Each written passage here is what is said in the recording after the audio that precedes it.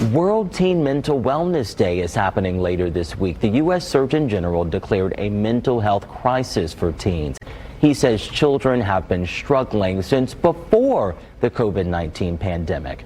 There are several reasons for this, such as bullying, peer pressure, food insecurity, violence, and the stresses of puberty. Let's welcome our next guest to talk more about this, Christy Howard-Schultz. She is from Indianapolis Moms, joining us here on Daybreak this morning. And Christy, you are here to talk to us about something very important. That is the work of Carmel Youth Assistance Program. That's right, Jeremy. Carmel Youth Assistance Program steps in to help families with what they need before they get to crisis. So they provide comprehensive case management services, connection to enrichment opportunities for tutors and mentors, all things to support families, including teens and their mental health. So speaking of mental health, I believe it's March 2nd. That is World Teen Mental Wellness Day. So what should all of us be mindful of as we approach that day? Yeah, I think what you want to be mindful of is just what you opened up with, that being a teen in general is really challenging, and then you add everything that we talked about on the news already this morning, the violence that's in the classroom, the effects of the economy, all of those things, and that those really are challenging life circumstances for our teens, and they're feeling it, you know, day to day. And we've not even talked about social media, the various platforms, the pressure to, I don't want to use this word, but you can't really use it any other way, but perform online, you know, putting out videos on TikTok, just so much. So what are some of the tools that you all offer to help families understand this just variety of different topics here? Right. So Carmel Youth Assistance Program has 2 dedicated early intervention advocates. So they work one-on-one with teens and families. In addition to that, they provide mentors and tutors.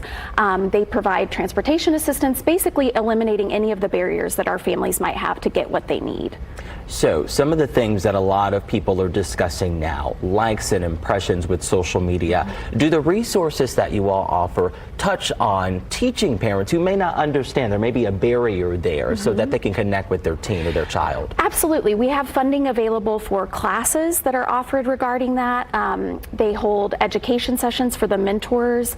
All of those things definitely are addressed. In addition to the things that we talked about food insecurity, they're making sure that families never have to choose between what their child needs and putting food on the table. Outside of all the resources that you offer, what are some tips for the parents that may be listening or watching right now on how they can make a difference in their teens or someone they know, a teen in their lives? Yeah. Well, absolutely. I think the first thing is just to connect to the resources that already exist, which honestly are kind of hard to find. But your school social worker, they can help you. You can self-refer to programs like this, and then they can connect you from there. So just kind of being aware of the resources that are out there. And great to know that there's a lot out there already.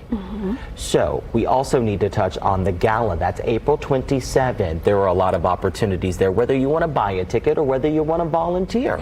Yeah, absolutely. We always need tutors. We always need mentors. We do have an upcoming event that we would love for people to learn more about our organization. There are youth assistance programs in both Boone and Hamilton County, so no matter what town you live in, you can reach out. And several of our moms are actually mentors. So if you have any questions, you can definitely message us as well. And I was just taking a look here at some of my notes. There are committee roles. Yes, absolutely. Yeah. We have committee roles for all of the things behind the scenes that enable the organization to do what it does. So whether you want to maybe be a part of fundraising or PR or any of those types of things that bolster the organization and let the intervention advocates do the work that they do. Well, I can tell you on air right now, I'll commit to one myself. All right, Jeremy, I love it. Show. But there's still a lot more to get to. People can also donate monetarily, not just their time. So talk about that. Yeah, you can make an unrestricted gift, which helps basically the advocates determine what families in need cover anything they need, from food to rental assistance, anything in between, summer camps, things like that. We also have a wish list online of supplies that we need. So if you want to donate something physical, tangible, you're welcome to do that. And as you said, there are loads of volunteer opportunities, and we link out to all of those in the article. And this is amazing. I was looking at that date one more time. World Teen Mental Wellness Day, that is March 2nd. So make sure you mark that date on your calendars. Lots of great things going on, lots of great ways that you can help out. Christy, thank you for breaking down all this information for us. Thank you, Jeremy. Thank you. Of course.